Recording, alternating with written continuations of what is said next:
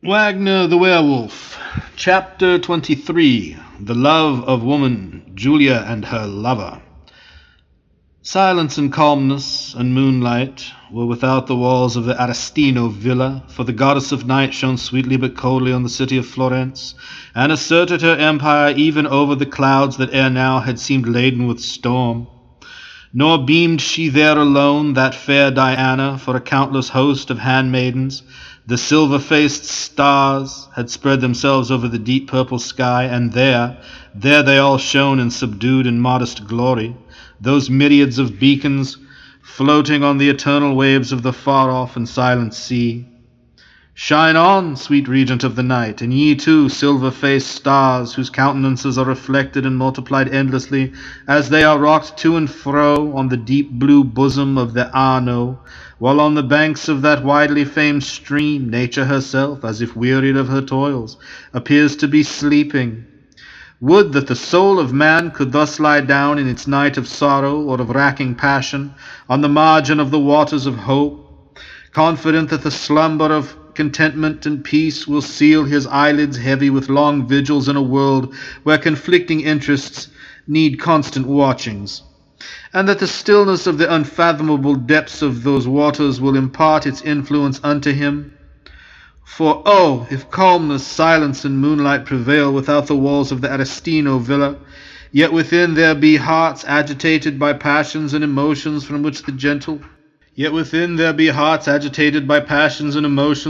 gentle genius of slumber shrinks back aghast. In the brilliantly lighted apartment to which we have already introduced our readers, the Countess Giulia receives her lover, the dissipated but handsome Marquis of Orsini.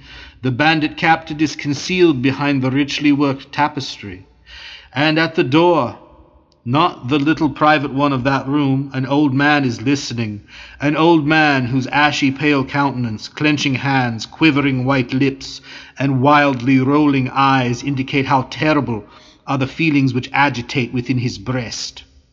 This old man was the Count of Arestino, one of the mightiest nobles of the Republic. Naturally, his heart was good and his disposition kind and generous, but then he was an Italian, and he was jealous. Need we say more to account for the change which had now taken place in his usually calm, tranquil, yet dignified demeanor?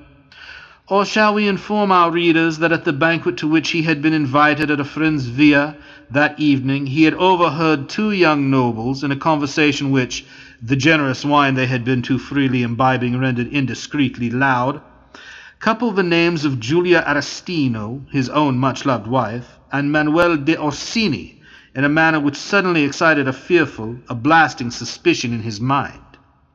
Stealing away unperceived from the scene of revelry, the Count had returned unattended to the immediate vicinity of his mansion, and from the shade of a detached building he had observed the Marquis of Orsini traverse the gardens and enter the portico leading to the private staircase communicating with that wing of the palace which contained the suite of apartments occupied by Giulia. This was enough to strengthen the suspicion already excited in the old nobleman's mind, but not quite sufficient to confirm it.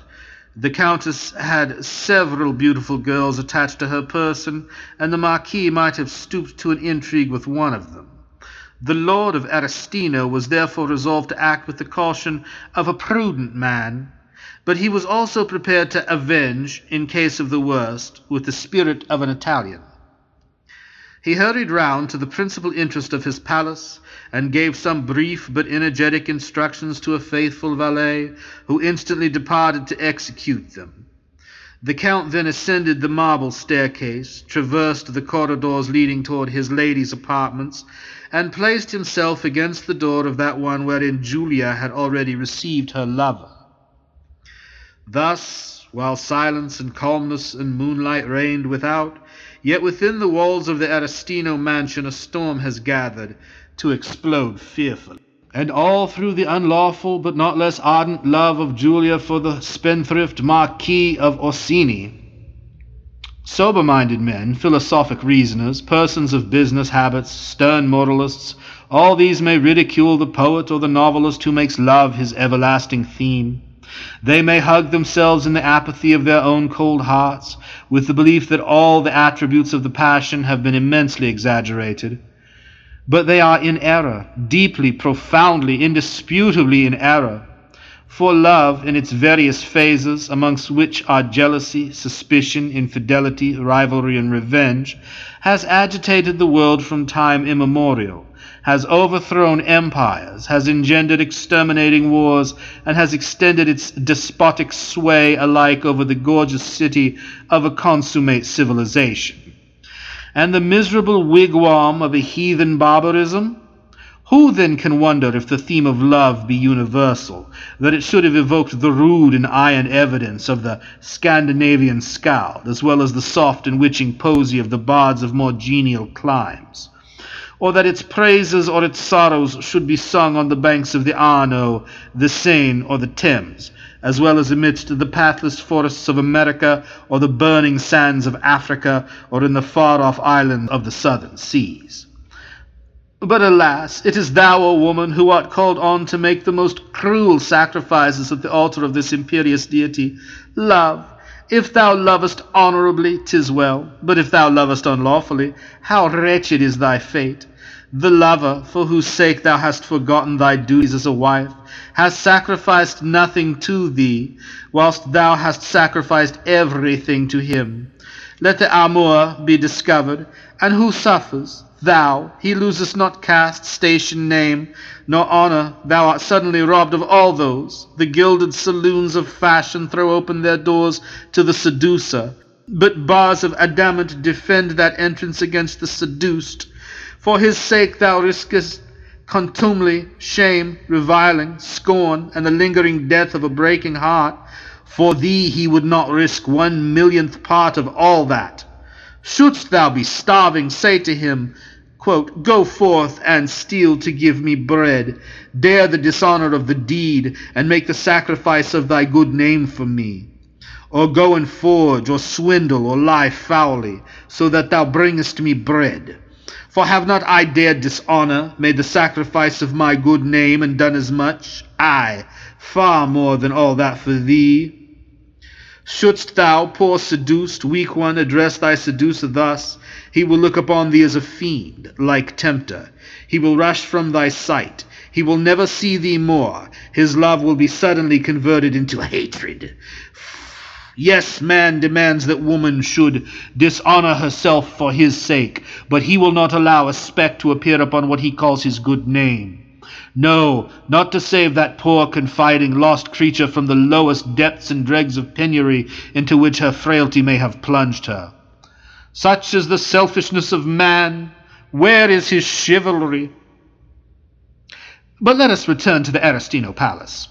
The moment Manuel de Orsini entered the apartment by means of the private door, he embraced Giulia with a fondness which was more than half affected, at least on that occasion, and she herself returned the kiss less warmly than usual, but this was because she was constrained and embarrassed of the bandit captain, who was concealed behind the tapestry. "You appear cool, distant Giulia," said Manuel, casting upon her an inquiring glance. "And you either love me less, or you have something on your mind," returned the Countess in a low tone. "In the first instance you are wrong, in the second you are right, well-beloved," answered the Marquis. "But tell me—" "Speak lower, Manuel, we may be overheard. Some of my dependents are in the adjacent room, and—" "And you wish me to depart as soon as possible, no doubt," said the Marquis impatiently. "Oh, Manuel, how can you reproach me thus?" asked Giulia, in a voice scarcely above a whisper, for that woman who dared be unfaithful to her husband revolted at the thought that a coarse-minded bandit should be in a position to overhear her conversation with her lover. "How can you reproach me thus, Manuel?" she repeated. "Have I not given thee all the proofs of tenderest love which woman can bestow? Have I not risked everything for thee?" "I do not reproach you, Giulia," he replied, pressing his hand to his brow, "but I am unhappy, miserable." And he flung himself upon the nearest ottoman. "Oh, what has occurred to distract thee thus?" exclaimed the Countess, forgetting the presence of Stefano Verrina in the all-absorbing interest of her lover's too evident grief. Am I ever to find thee oppressed with care? Thee who art so young and so gloriously handsome," she added, her voice suddenly sinking to a whisper. Manuel gazed for a few moments without speaking on the countenance of his mistress as she leant over him. Then, in a deep and hollow tone, a tone the despair of which was too real and natural to be in the slightest degree affected, he said, "Giulia, I am a wretch, unworthy of all this sweet love of thine. I have broken the solemn vow which I pledged thee. I have violated my oath." "Oh, Manuel," ejaculated the Countess, still forgetting the presence of the bandit, "thou hast—" "Gambled once more and lost," cried the Marquis wildly, "and the sum that I am bound in honour to pay on Monday, by noon, is nearly equal in amount to that which thy generosity lent me the other day." "Holy Virgin aid you, my unhappy Manuel," said Giulia. "For thou canst not?" exclaimed the young noble with a profound sigh. "Oh, I am well aware that I have no claim upon thee." "Ah, wherefore that reproach? For a reproach it is," interrupted the Countess. "No claim on me? Hast thou not my heart? And in giving thee that, Manuel, I laid at thy feet a poor offering, which, though so poor, yet absorbs all others of which I may dispose. Do not reproach me, Manuel, for I would lay down my life to save thy soul from pain, or thy name from dishonour." "Now art thou my own, Giulia," cried the Marquis, pressing her hand to his lips. "An accursed fatality seems to hang over me. This habit of gaming entraps me as the wine-cup fascinates the bibber who would fain avoid it, but cannot. Listen to me for one moment, Giulia. In the public casino, which, as thou well knowest, is a place of resort where fortunes are lost and won in an hour, aye, sometimes in a minute, I have met a man whose attire is good and whose purse is well filled, but whose countenance I like as little as I should that of the captain of the sbirri, or his lieutenant, if I had committed a crime. This individual of whom I speak, for I know not his name, was the favoured votary of Dame Fortune, who won of me that sum which thy kindness, Giulia, alone enabled me to pay but a few days past. And now I am a second time this man's debtor. An hour ago he entered the casino, he stayed but for 10 minutes, and in that time—" "Oh, Manuel, is not this conduct of thine something bordering on madness?" interrupted the Countess.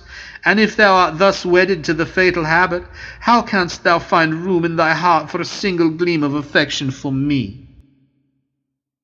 "Now dost thou reproach me in thy turn, Giulia," exclaimed the young Marquis. "But believe me, my angel," he continued, exerting all his powers to bend her to his purpose, "believe me when I declare, oh, most solemnly declare, by all that I put faith in, and by all I hope for hereafter, that could I be relieved from this embarrassment, extricated from this difficulty—" "Heavens, how can it be done?" interrupted the Countess, casting her eyes wildly around. For the time was passing, she suddenly remembered that the bandit was still concealed in the room, and then her husband might return earlier than was expected. "Oh, if you despair of the means, Giulia," said the Marquis, "I must fly from Florence. I must exile myself forever from the city of my birth, and which is still more endeared to me because," he added, sinking his voice to a tender tone, "because, my well-beloved, it contains thee."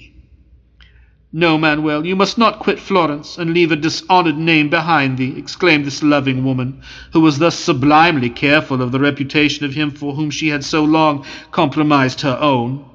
"What can be done? Would that I had the means to raise this sum." "It is with shame that I suggest," continued Manuel. "What? Speak, speak! The means?" "The jewels, dearest, thy diamonds." "Merciful heavens! If you did but know all!" cried Giulia, almost frantically. "Those diamonds were pledged to the Jew, Issachar ben Solomon, to raise the sum with which thy last debt was paid, Manuel. But forgive me if I did not tell all this before. Not half an hour has elapsed since—" She stopped short, for she knew that the bandit overheard every syllable she uttered. Nor had she time, even if she possessed the power, to continue her most painful explanation, for scarcely had she thus paused abruptly when the door burst open, and the Count of Arestino stood in the presence of the guilty pair. End of chapter 23. Wagner the Werewolf.